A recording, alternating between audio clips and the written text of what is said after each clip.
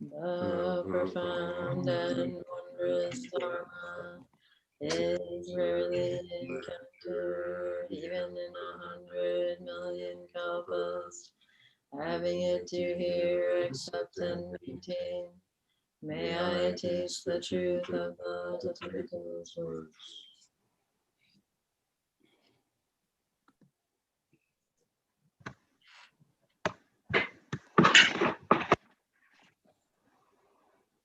Good morning.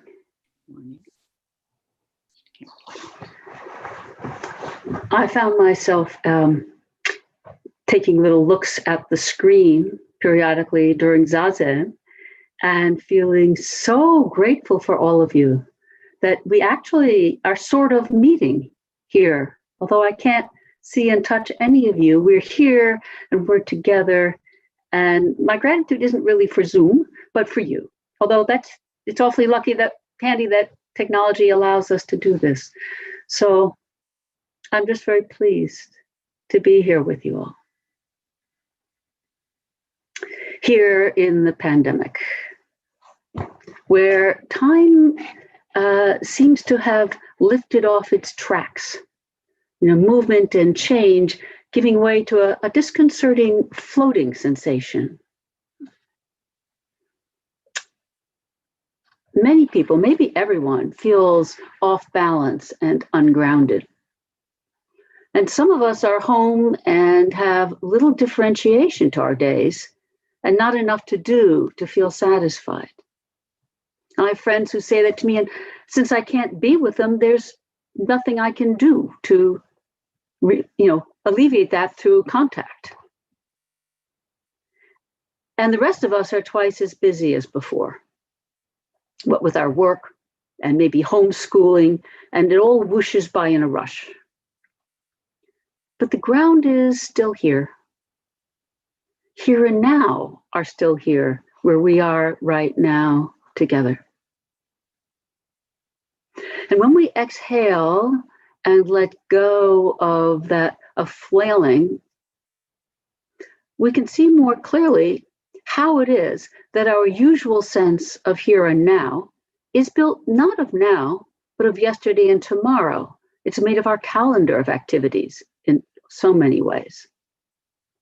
And there's an opportunity here to attend to the present, highlighted by our changed circumstances, to experience the present as it really is. Timeless, yet always changing. Not made of calendars and yesterday and plans for tomorrow. So being shaken loose from our usual frame of mind offers a chance to explore what we think of as the foundations of our moving through time, but are really blinders. Now, this isn't just a personal delusion that each of us has, although we each do have it. Our whole culture and society build a linear world. They're always marching toward tomorrow while comparing today to stories about yesterday. But we're not linear, and our world is not linear. But we tend to live almost exclusively in a linear view. Not in a linear reality, because there isn't one, but in terms of clocks and calendars and goals. And we live so immersed in this that it's hard to see that it's a view and a framework, not actual reality. Now, we naturally have a sense of direction.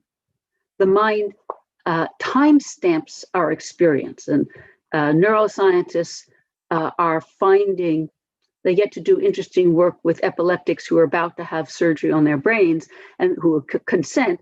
They can see particular parts of the brain firing to actually, in a sense, timestamp our experiences. Otherwise, we would have no sense of coherence of what happened before something else and what came after something else. But a sense of direction and a goal are actually pretty different. And goals are part of our linear approach to life. And that's one reason they can be so frustrating. They're very attractive, sort of seductive, and frustrating. So there's sort of some goals are simple, simple enough to check off, or else they're tantalizingly in what we think of as the future. So I like making to-do lists, probably like everybody else, and I really enjoy. Sometimes I put things down just because I know I'm going to do them, just so I get to put a line through them. And that works well for chores and phone calls. But your life isn't a list. And you don't want to run a line through what matters and cross it off.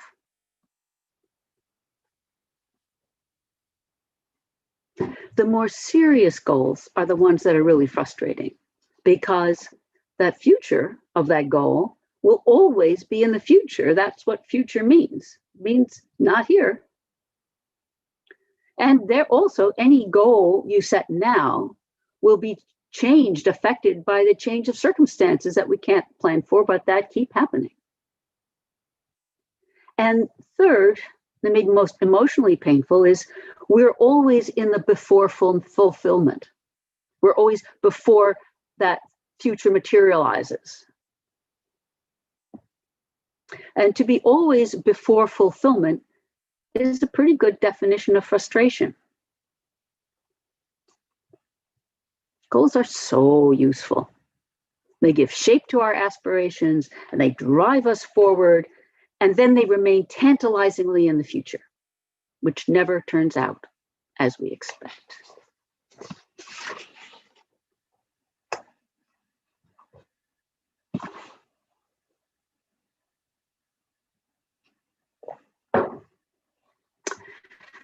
The Dharma has always struck me as a way beyond this dilemma, because it's from the very beginning a path. Now, the Eightfold Path of Awakening is the formulation of the first expression of it as a path 2,500 years ago. A path of awakening, of living not in terms of grasping and suffering, but a path toward living in accord with the truth. And the path isn't a sequence. You do this, and then that step, and then the next, and then you get there. It's not steps up a staircase. It's not a series of signposts. The elements of the path are simultaneous and interwoven. Each informs and encourages the others. That's why it's so rich. And this sense of direction, we call this path the Buddha way. The Buddha way isn't a road we take, but a life of recognizing each footstep and each word and each gesture as our moment of opportunity, our moment of awakening. So the way is a direction or process, not a goal. And so it has very definitely a sense of direction. The Eightfold Path, the whole Buddha way, is a process of unfolding and directing our lives, aiming our lives with intention. And this sense of direction of the Buddha way is based on the realities of impermanence and interdependence. So a coherent world where everything matters and everything feeds everything else. And this sense of coherence was really central to my falling in love with the Dharma, going beyond doing some zazen to seeing that there was a larger whole that I could take part in, a way to make sense of the world that was more coherent. And these two underlying principles of impermanence and interdependence are a combination themselves of linear and cyclical movement. So in the linear side, there is an arrow of time.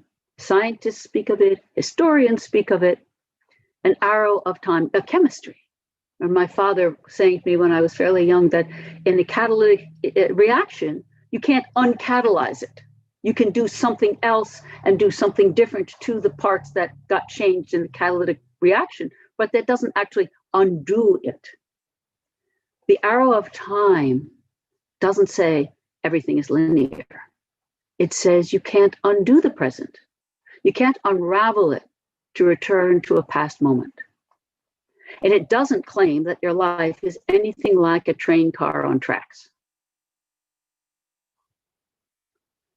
So when people argue, as we often do, about whether things are getting better or getting worse, they're generally sharing the delusion of a linear world and linear lives where you can gauge things with a measuring stick. And we'll never settle those arguments because the premise is false. So when we loosen our grip on linear time, we encounter cyclical time. We actually live in cycles and flow, but it doesn't feel like that to us. I think this is more of a modern problem, though I'm not quite sure of that, never having not been a modern person.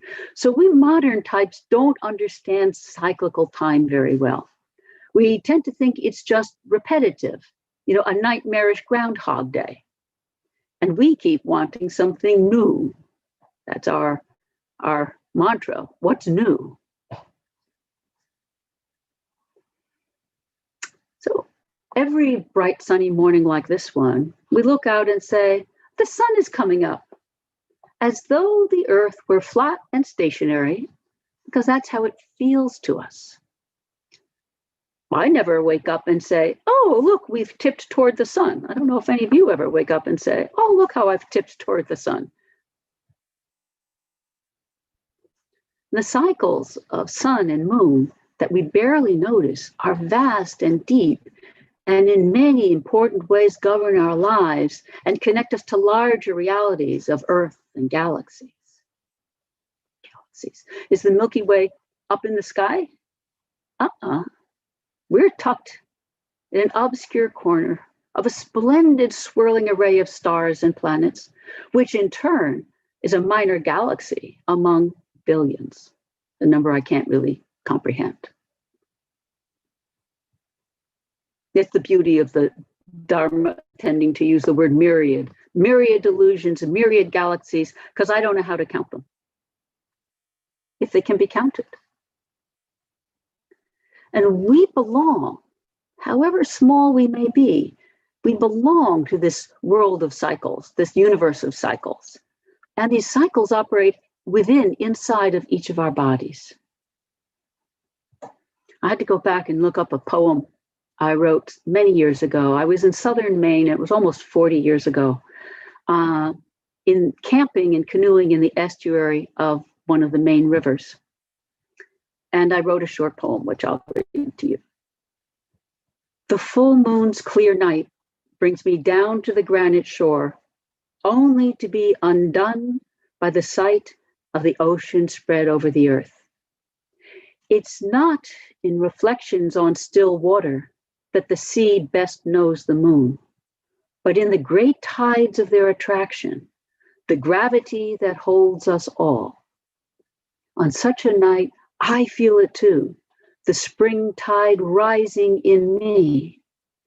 And I know that even as the moon pulls me, so do I catch the moon. The Minnesota Zen Center's Japanese name was actually Catching the Moon. And I sent the poem to Katagiri Roshi. In line with this, he had the city center was called Catching the Moon, Ganshoji, and Hokyoji in the country was called Cultivating the Clouds. And both lines come from a poem by Dogen. So that's our practice. Catching the moon and cultivating the clouds.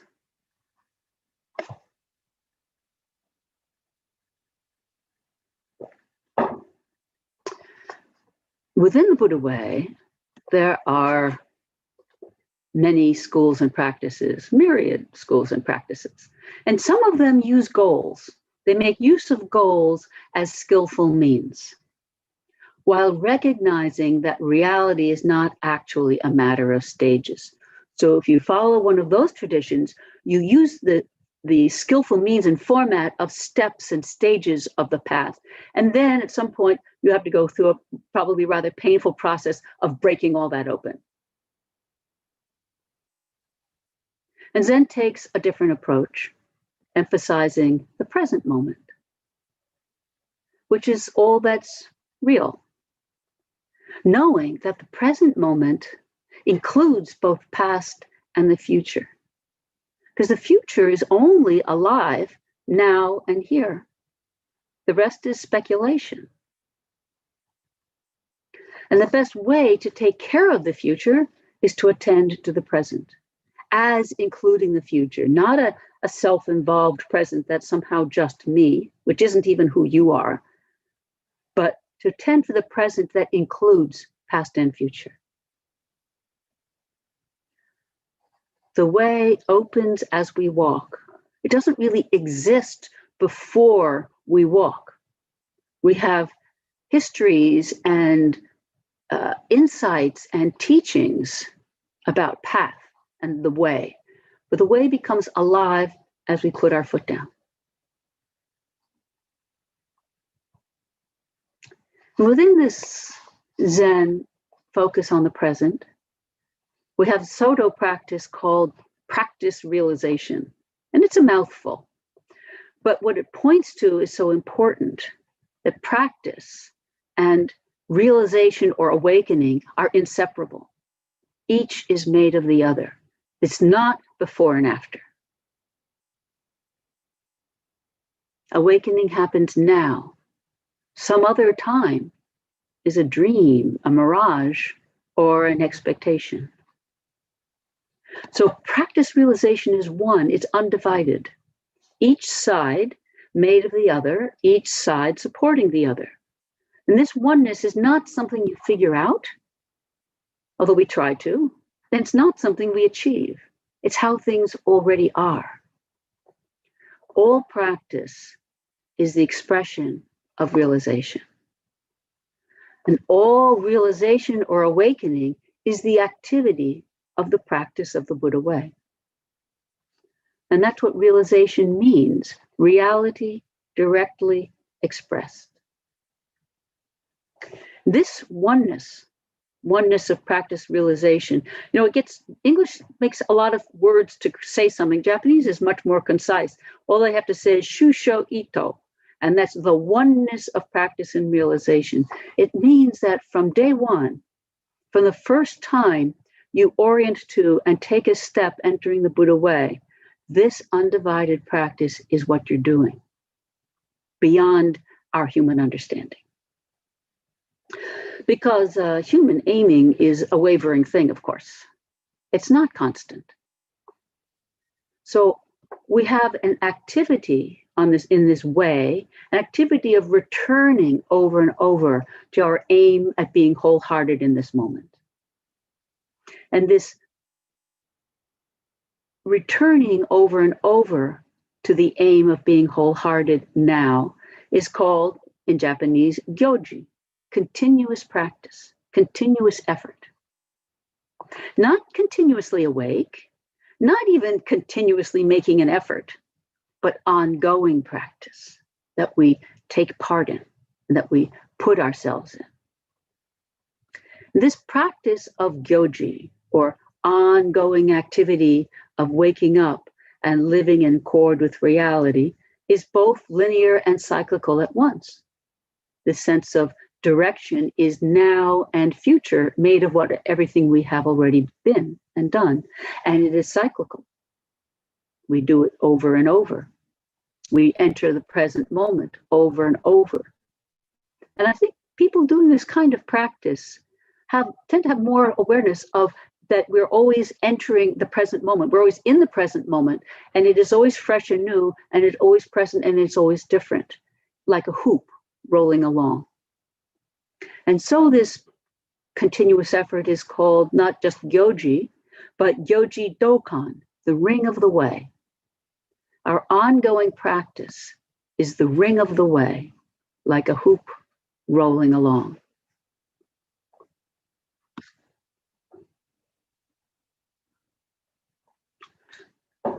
Now, Dogen saw the Buddha way as this ongoing, continuous flow, both cyclical and linear. And he wrote 2 essays in his Shobogenzo called Continuous Practice. It was so important an idea to get across that he took 2 essays. It's the only topic that has 2 essays of the same name, Continuous Practice Part 1 and Part 2. He says in this, in the great way of the Buddhas, there is always continuous and sustained practice. It forms the circle of the way and is never cut off. There's not the slightest gap between aspiration, practice, awakening, and nirvana. Continuous practice is the circle of the way. This undivided, continuous practice confirms you and others. It means your practice affects the entire earth and the entire sky in the 10 directions. So the impact of continuous practice is everywhere. So you may think, I can't do this. None of us is consistently attentive to our intention to awaken. But it's not that our practice creates realization or fails to create realization. It's more the other way around. The ring of the way is our way of participating in reality that is already so, already present. So our own, perhaps flickering practice is now, when we know we're walking in the Buddha way and when we're walking unaware of it. And this now is the ongoing now that makes up continuous practice.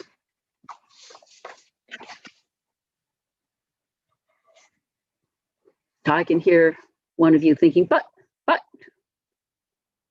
okay, I recognize the importance of practice, but mine is so flickering, it can't be this ring of the way. And furthermore, I don't feel satisfied. I think we all have times when that's what's going through our minds. All of us, all beings inhabit a now where we flicker. All living beings flicker, moment to moment, in our minds.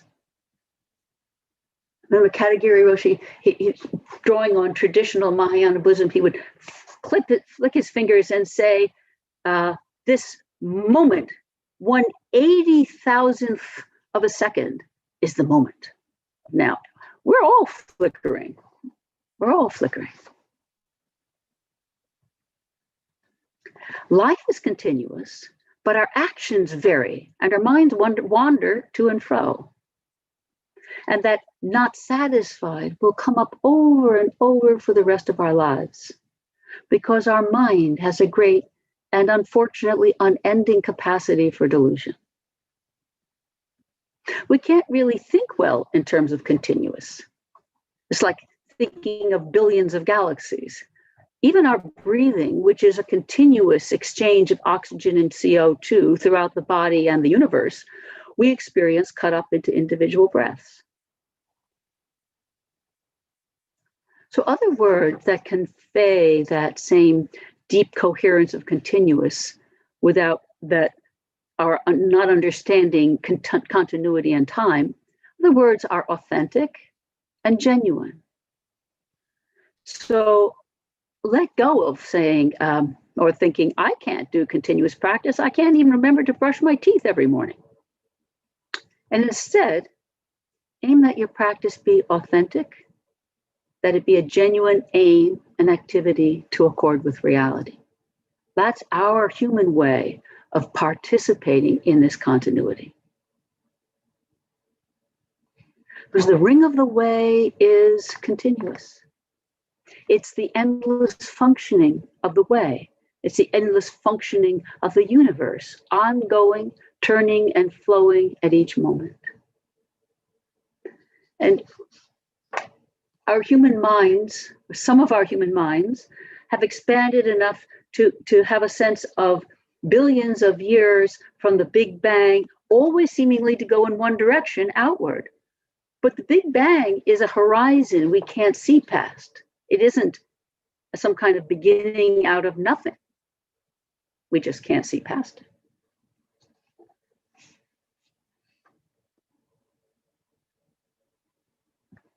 So the ring of the way is the continuous, endless functioning of the way, of life, of the universe. It doesn't continuously roll through each moment, but as each moment, which is why a practice in the present is so fruitful.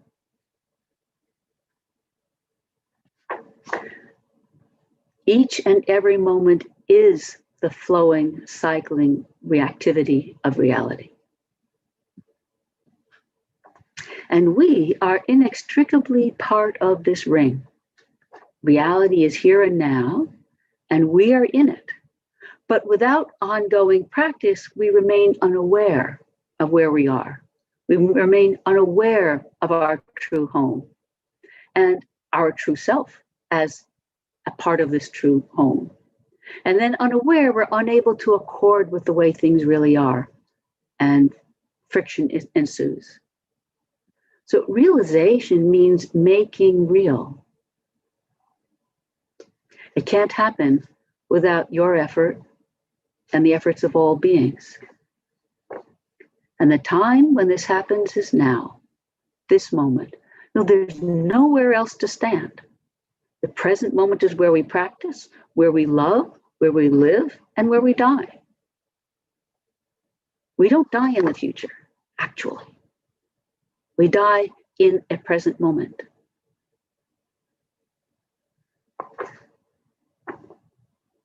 We are always in reality, and practice is a way, and by practice, I don't mean just Zazen. Zazen is sort of the paradigmatic core of our practice, the most stripped down aspect of our practice. But everything we do that is part of our vow to awaken, our bodhisattva vow to awaken with and for all beings, every time we come together on Sunday, every ceremony we do, every time we find compassion and express it out of understanding our close relations in the world. All of this is our continuous practice, our ring of the way. It's always reality expressing itself as you. It's not your special virtue or prize. It's not something you deserve. And it's not an accomplishment. It's how we honor life in reality, attending to it from within. And from the very beginning, the Buddha's insight was this kind of attending to life in the present in this inclusive way is a way towards the ending of suffering.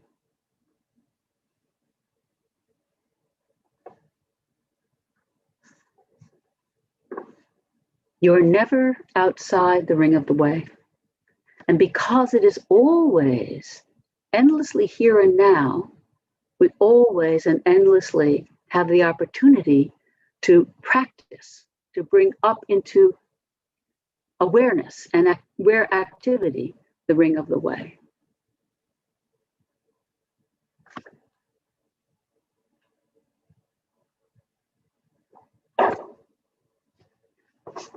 Dogen said, blossoms opening and leaves falling now are the actualization of a continuous practice, the ring of the way. And so are we, like blossoms opening and right now, of course, leaves falling. We are the actualization of the ring of the way with our cycles of day and night, these Sunday Dharma gatherings, with Buddha's enlightenment and a mini Rohatsu observance coming up as we turn to the winter solstice, as we turn to the new year. Thank you.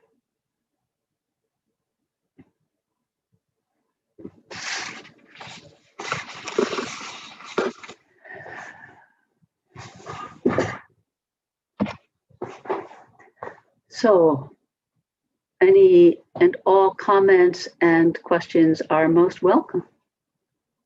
as we cycle and follow the ring of the way together.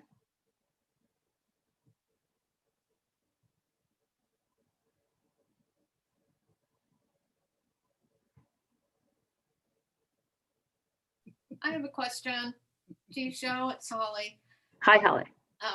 You were talking, this kind of specific, but you were talking about the Big Bang and that we, not moving forward or we can't see something about that we couldn't see beyond it, that we were limited in our view or something. Can you talk more about that?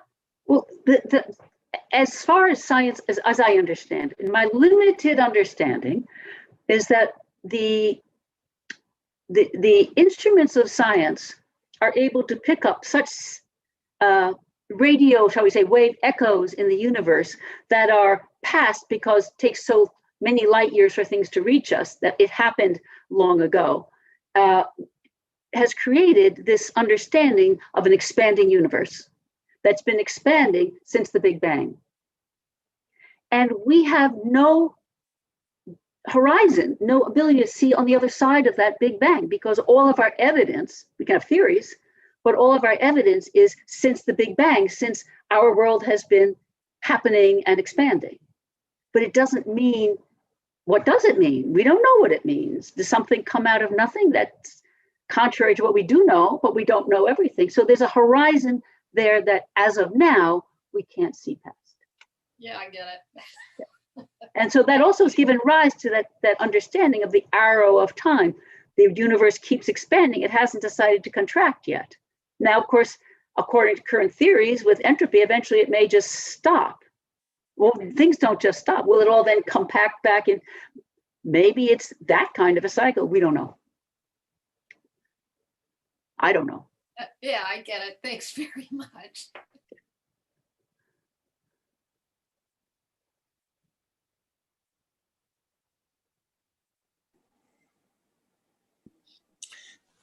Hello. Hi, Mark. Hi. This talk was just amazing for me. I'm just reviewing all my goals that I set for 2020. And, even though they were specific, well, half of my goals are thoughts and ideas that put me in a state of mind every day. And I read those goals every day. But some of them are very specific and have goals. But what I've realized in looking back over 2020 is like this continuous expression of my sense of wanting to do these things, and then looking back and seeing, oh, I did this, and I did this, and I did that, and I accomplished this. And it was like the flow that did it. I don't really recall. I mean, I recall doing all those things, but sort of the bigger amount of all those things that got done is just amazing to me. And it's more about my own feeble way of doing continuous practice in terms of the readings and the thought processes I do every day. So this was just, thank you so much. I really like that sense that you make your goals, you're not just reviewing them, you make them fresh and alive in the present moment. And so then they're alive, and the future is alive in the present moment. And of course, it never works out quite the way we think. And usually it doesn't feel the way we thought it would feel when we get wherever there is. And it's not a day. You're more aware of the process than of an endpoint, because that's the more important part. That is so true. And right now I'm setting all my goals and ideas for 2021, and it's really exciting. But this is just, you've opened up all new ways of me thinking about it. I have linear goals too. One of my goals is to get the renovation done so we can move in to the Zendo. But it's all the process, this endless daily talk with the permit technician and the planner and all that kind of stuff. And it's also not going to be what I imagine it will be. It may feel better, or it'll be different from my imagine. It'll happen, but it won't be what I imagine today. So, very true. Yeah. I sold 2 wineries this year that took me 3 years. Those kinds of things, So yes, and I'm hoping that whatever I can do to help is working along with everyone else and in getting our Sangha finished. Thank you.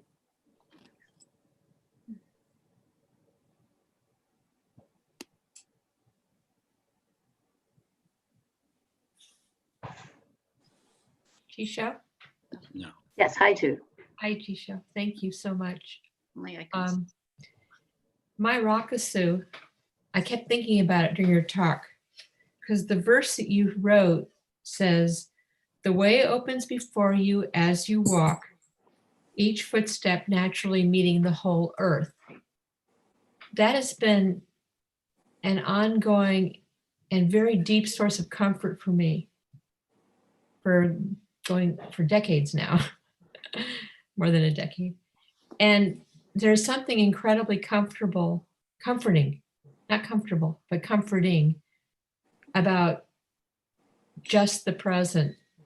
It is such a relief to understand. I mean, you've also said today's work produces tomorrow's gruel. It's not like we can't just check out and do nothing because only the present exists, but there's something so relieving and comforting about taking refuge right here, right now, and really deeply understanding there's no control. We do our best. Good point. We do our best in our present moment, but there's no guarantee. But it's quite a refuge to take. It's what we can do, and it's a lot. Thank you. Jisho. Annette. Hi, Annette. Did you say, I don't know if you said, I have a question about the purpose of goals. I just have some memory of bringing that up to someone quite a long time ago.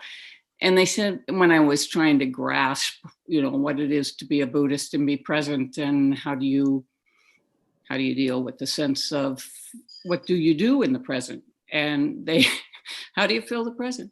But I remember this person saying to me, well, we've got a lot of time here. We can do something. We need to be doing something with ourselves and our bodies. And so there can be plans, there can be goals, but keeping attention to attachment, that we don't get too attached to whatever it is we're using our body and our minds for. So can I ask you to succinctly say something about the purpose of a goal? Well, goals are really useful because here I am here, and what's next? Where am I orienting even this present moment? And the goal is over there, and I can kind of draw a line or between them. I can say it's like having magnetic north. There's the goal. I'll go in that direction. The problem is that we attach to the goal. That's the real problem. And it's the attraction of goals. This will happen if only I go through these steps. And so maybe the steps aren't so much fun, and the goal, the end point is kind of glittering. But since the end point will never be as we expect it to be, it will often be a grave disappointment. And in the larger kinds of goals, like the goals of practice, it's always in the future. You never get there. We're not going to somehow wake up one morning and have achieved wisdom. It's a process. And so I mostly try to abandon goals because they get, not because there's something not necessarily wrong, but because they get so rigid and so fixed, and they're in that sense false, and in favor of aim and intention and vow. And that's the meaning, one of the deep meanings of our vow.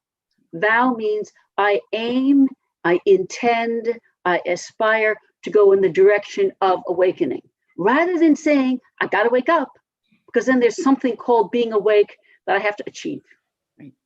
Right. But for some things, I'll tell you, I have a goal of getting the Zendo done and we can open, because without that, all the steps in between would be really hard to chew on.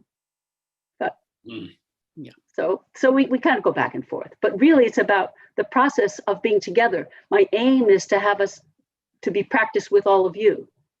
And along the way, we have something called a Zendo. I don't want to cling too hard to the Zendo. either. Great. Well, thank you. Thank you. Good morning, Jisho. It's Jenai. Hello, Jenai. Hi. Thank you so much for your talk. I just love the image. I love the image of the ring and the hoop. And in my mind, it sort of expanded to some image of a child with a stick moving the hoop along. Mhm. And it's wonderful to depart from any linear concept of life. I think it's just such an important reminder. And because it's not true.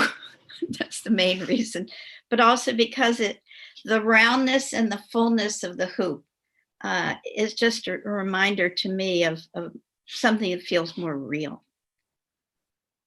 So thank you. Yeah, one thing I like about the ring of the way is as an image, it's very simple and clear. And then it expands widely into this whole realm of these ideas. Mhm.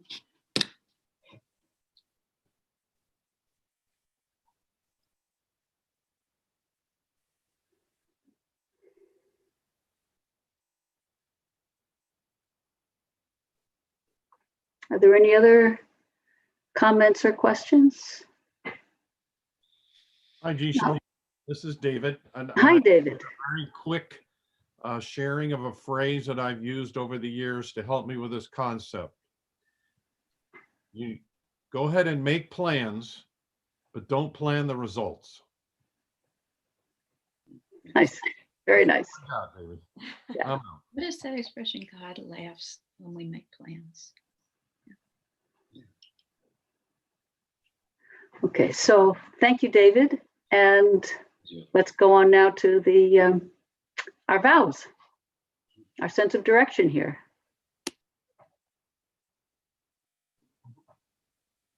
They're in the chat. For great Bodhisattva vows, beings are numberless. I vow to free them. Delusions are inexhaustible. I vow to end them. Dharma gates are infinite. I vow to enter them. The Buddha way is boundless. I vow to realize it.